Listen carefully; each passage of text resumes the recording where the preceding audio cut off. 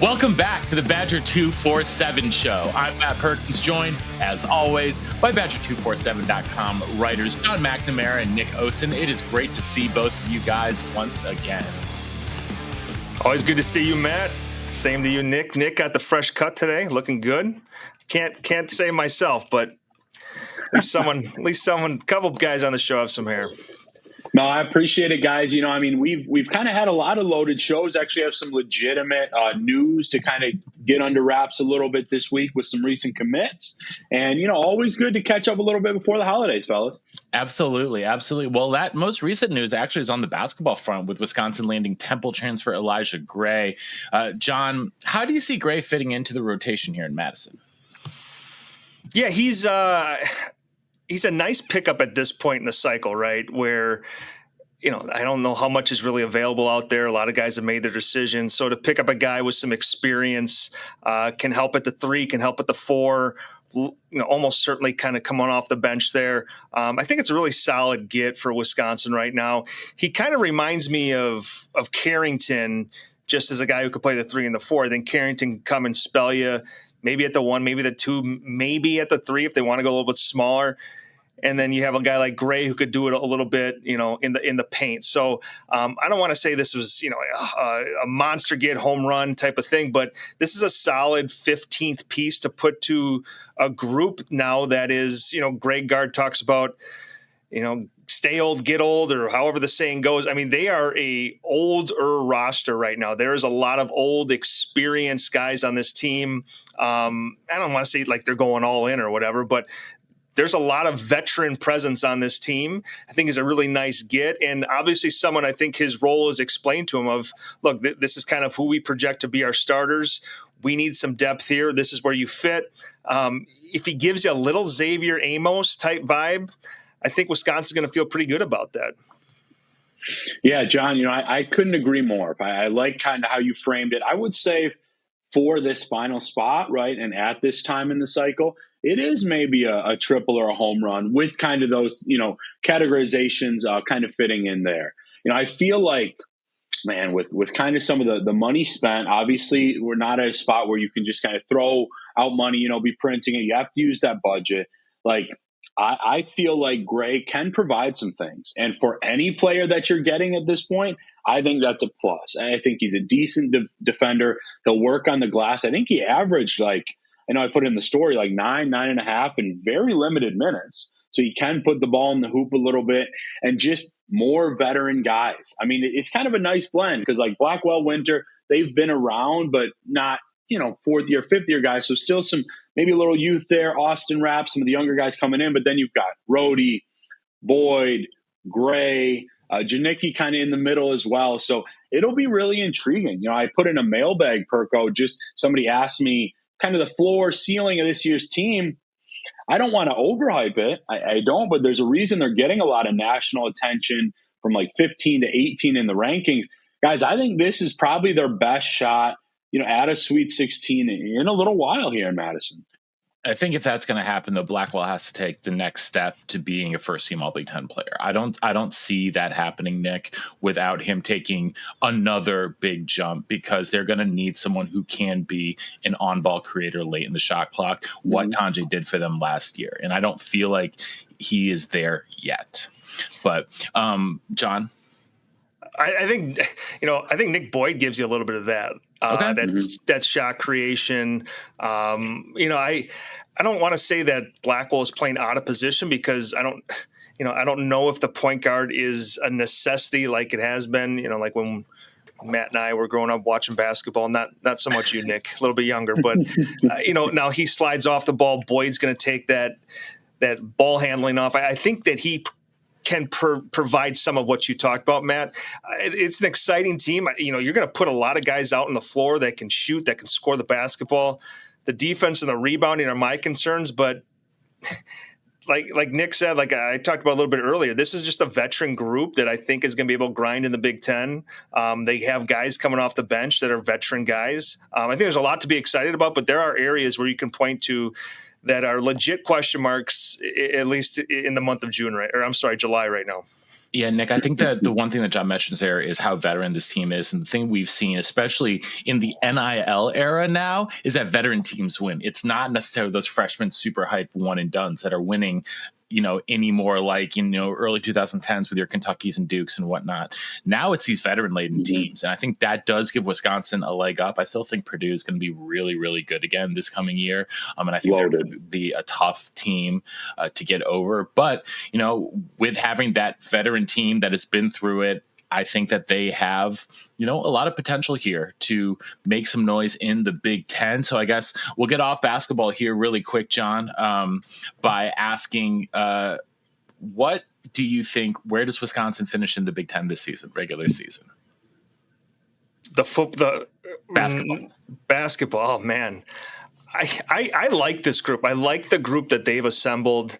I like the momentum of the program just kind of in general too. You talk about John Blackwell taking a big jump. Like I think Nolan Winter's in line to take a significant jump as well. I think he probably slides to the 5. Him and Rapp down there.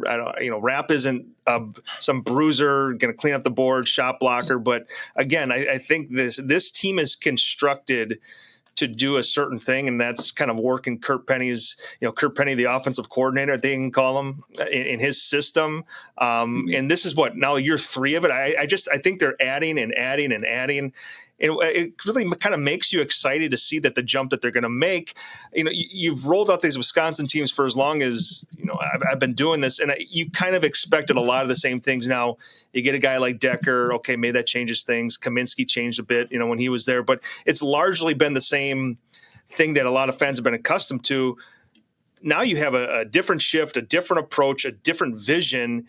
And it gets you excited with the pieces that they put together of guys that can just shoot the basketball, score the basketball. Again, the defense, the rebound, I'm a little concerned about, or those are questions I would like to maybe have answered. But it gets you excited for the basketball season. I think above everything, Greg Gard's willingness to adapt, to not throw away, but to bring the tradition with the new and blend that all together. I think he's just done an excellent job. And he's just kind of went about his business quietly. He's adjusted to the new era of college basketball extremely well. As a Bo Ryan disciple who was maybe, I don't want to call him stubborn, but like there was a way that he did it and they were not going to stray off that path. So I just think he's done an excellent job of adapting, accepting what college basketball is right now, and putting Wisconsin in a really strong place to move forward with the program. Same question to you, Nick. Where does Wisconsin basketball finish in the Big Ten this season? Yeah, I think that was, can you tell we're teammates now? I think that was incredibly well said from John. I echo a lot of the same sentiments. I wrote a little bit something again in that mailbag, which was awesome, John. So, I think, Perko, I agree, Purdue's at the top. I think personally them and Houston, like they don't really have any legit excuses not to get to, Elite Eight, Final Four. But in terms of Wisconsin, a lot of talent is still in the conference, but a lot is left. Illinois is a totally new team. Some things with Michigan State, Michigan reloaded. I'd probably say top 4 or so again, Perko. I think that would be a real success, very close to this past season. I think this team, you don't have a John Tonje. I think we can agree, as good as I think Blackwell is going to be. I'm not sure about top 5, top 6 All-American votes, but I think 1 through 8, 1 through 9 guys is going to be really good. They will have a deep team. I do expect them to get a double bye, but like I said, I think Purdue is going to be another fantastic year from Matt Painter's squad. So they're going to be tough. Michigan State's always tough. So, but I think double bye is very reasonable for this team heading into 25-26. But one thing we didn't do last week here on the show, and that we want to do this week, is get to some mailbag questions. We always put out the call asking for questions for everyone on 247 on the message boards. If you're not subscribed, why not get in there now? You're going to get great discussion, direct answers from John and Nick for your questions. We'll take your questions on air. So much more info there on the board. So make sure you are subscribing to Badger247.com right now. We're going to start here from 608. they want to know how we stack Fickell's first three classes versus Chryst' three best class stretch from 2019 to 2021. And so I think that's an interesting thing to discuss, especially because, that 23 class was really tough to sort of figure out because Coach Fick had so many issues, well, not issues, but he had basically 10 days to put together a class. So it was a smaller class. But I guess just sort of off the top of your head here, Nick, I'll go to you first. How do you think that these more recent classes compare to that 19 through 21 stretch Chryst had? Yeah, Perko, I will kind of take my toes in a little bit and then kind of dip it off to John, just because he was covering those classes, here on the grounds. I will say, tough to kind of gauge the 23, like you mentioned, but when you look at 2024, and then I think what we think 2025 will be, obviously they're on campus, but when they really get rolling, I think it is tough not to give a ton of credit. And as I've said on this show and in some of my writings, like with Coach Fickell in these classes, Perko, even when some of the wins haven't come quite yet, I think it's been really, really good work on the trail. And now it's just about seeing those guys in action and in big time roles like you saw from some of those Chryst players. Yeah, I think just numbers wise, rankings wise, and I'm more familiar with previous company rankings, but Wisconsin's classes under Fickell just stack up a little bit better. I just think you toss that 23 class out, right? Because Matt, like you talked about, they get hired. Max and Pat, I think, are on the same plane with Luke Fickell coming over, and they're just kind of building it on the fly. They took a large chunk of the current class, add a little bit of their own. But I mean, if you look at that group, it's almost completely washed out. You got Allegro, you got Tucker Ashcraft, Tretch. I mean, those are your guys there. Not much beyond that. I mean, Jamel Howard. I'm going off this. I don't know if you want to share this list. I'm about to pull this up, guys. So you guys, if you followed me and John around for a while, even stuff I do with Bernie, man, I love spreadsheets. They help me really organize my thoughts really well. So what did I do? I decided to become a nerd, or not become a nerd, but further express my nerddom and create basically a spreadsheet here that breaks down every class based on the old 1/3, 1/3, 1/3 adage. And if you guys aren't familiar with that, it's basically the idea that most recruiting classes on average, 1/3 of the recruits will end up being, multi-year starters, stars, like, very notable players. 1/3 of the guys will end up being contributors, maybe spot starters, maybe start for a year, core special teams guys, that kind of stuff. And 1/3 are just going to be washouts, mostly practice squad guys. And in this day and age, guys who transfer out of the program. So let's take a look at some of these classes. So I started here with 2019 on the left here. And some pretty notable hits: Keanu Benton, Leo Chenal, Muma, Graham Mertz. Even if he didn't necessarily quote unquote live up to the hype, still a 3-year starter, right? Still someone who contributed a lot to the program. But so that class, you had 6 hits, 5 kind of contributor guys. You can sort of argue if Rodas Johnson deserves to be in the star multi-year starter because he did technically start for 2 years, but I kind of dropped him down a level there because he was mostly a rotation guy. Gio, same kind of thing there. 8 washouts.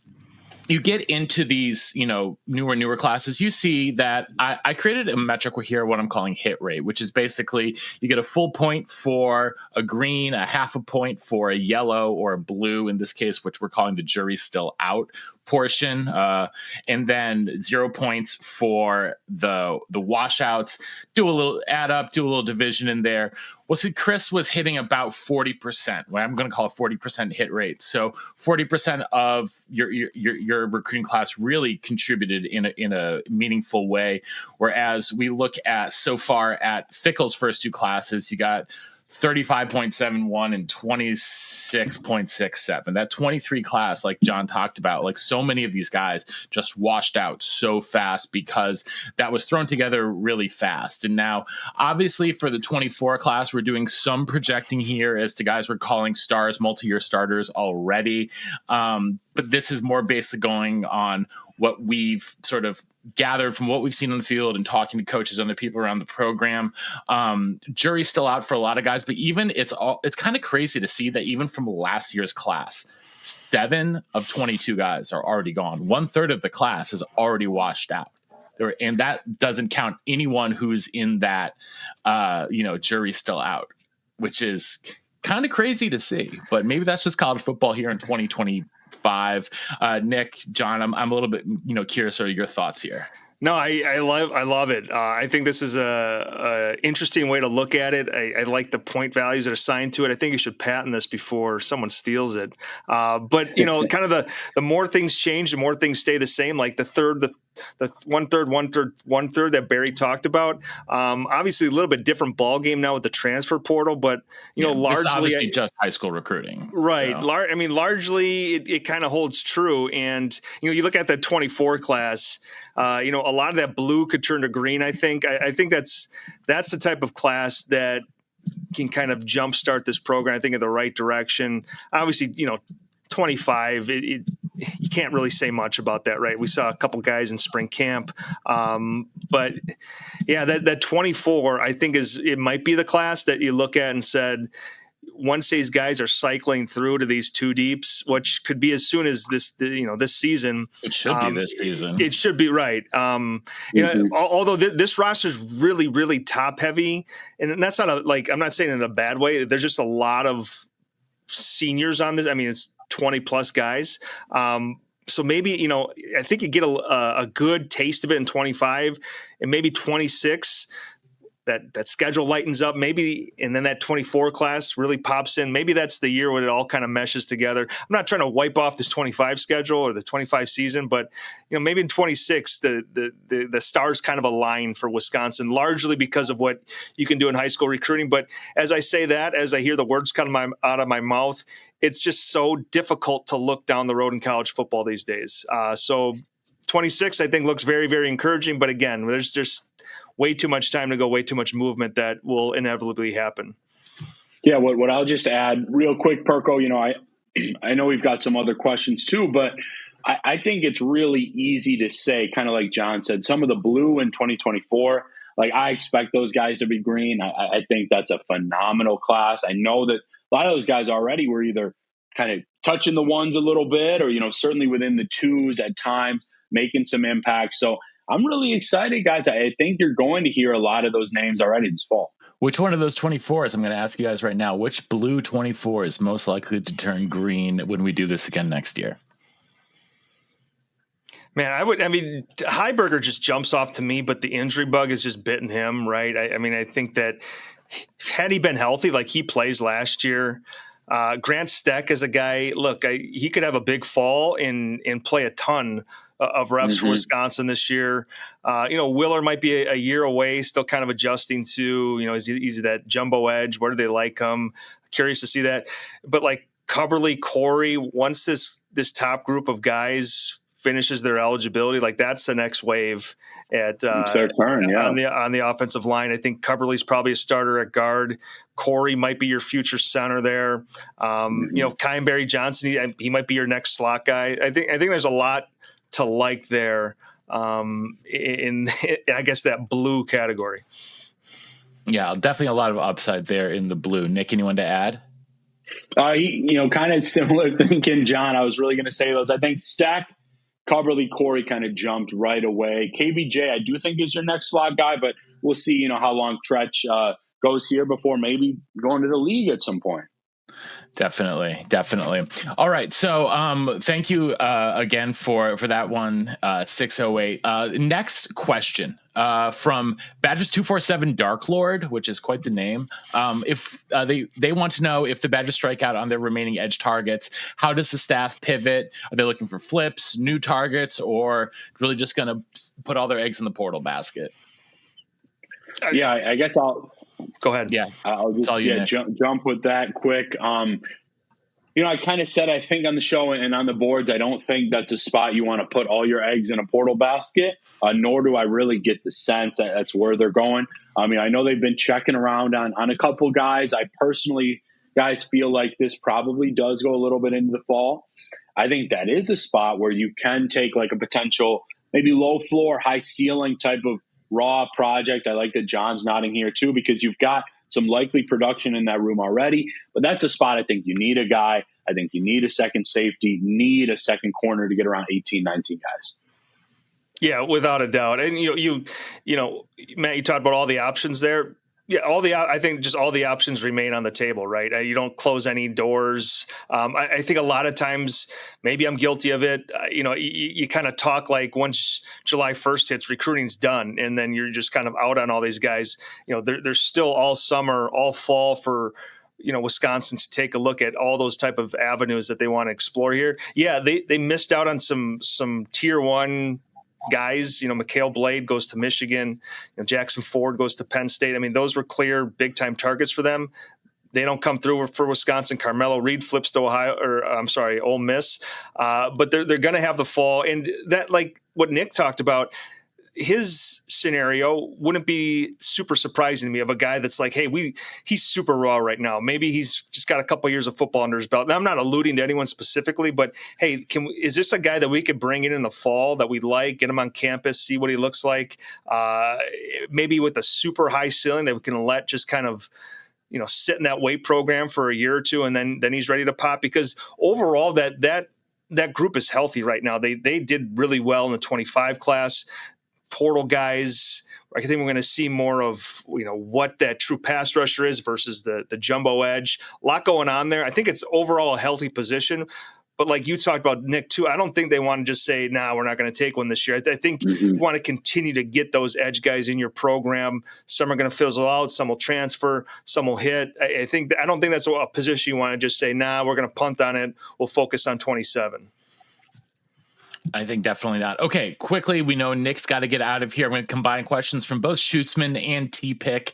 51, talking 2027s. They both want to know who are these are likely targets, best targets for Wisconsin. Let's look at just offensive skill positions really quickly. So 2027 to keep an eye on at running back, receiver, tight end. Nick. Yeah, and I'll throw quarterback in there too, Perko. That's all right. A few people want to know about Israel real Abrams. quick. That people have got their eyes on that. Yeah, a couple weeks with that. So Wisconsin's in there. I have heard some other schools that are really, really deep in the mix early on. There's a long way to go there, though. I really like Chance Thomas as a name to watch. California QB that visited, potentially Caden Jones, who came to camp actually. So those are all QBs. Running back, who I've actually got a story coming out with shortly. Senior Brooks from Pennsylvania is a name to watch. Maybe Timmy Lewis from Bolingbrook.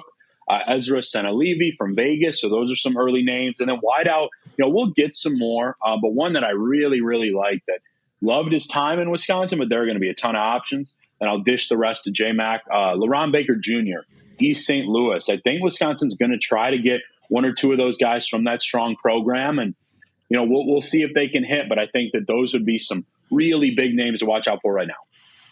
Yeah, I'll give you a couple more running backs. Kingston Miles, I think, was up there for the spring showcase. He picked up an offer from Wisconsin. I think his recruitment will take off quite a bit. Jance Henry's kind of it's a 27 kid, but if you're a 27 guy, he's a kind of a long time target for them. I think he's one of the first offers they put out there.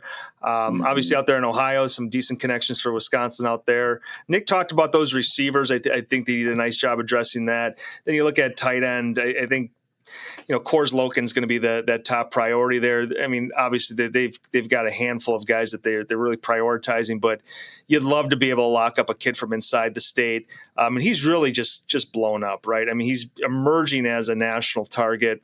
I think went down to SEC country, right? I think he was down in Florida doing some camps, picked up a few more offers. So obviously a guy that Wisconsin would love to keep home in 27. Absolutely. Well, we appreciate you guys talking about skill positions. Otherwise I'd just be talking O-line all day, which, maybe we'll get there next week. I've heard a little bit on the board. Some people want to hear O-line. Fullback talk. I love me some fullback talk. But you can always find that with me and Bernie over on Believe in Badgers. And you can continue to catch us here on the Badger247 show. We appreciate everyone tuning in here. Like, subscribe, rate, review, all that good stuff. Make sure you're subscribed to Badger247.com for the best message boards, best information anywhere in the known Badger verse. Until next time, he's John McNamara. He's Nick Osen. And we will see you on the message boards.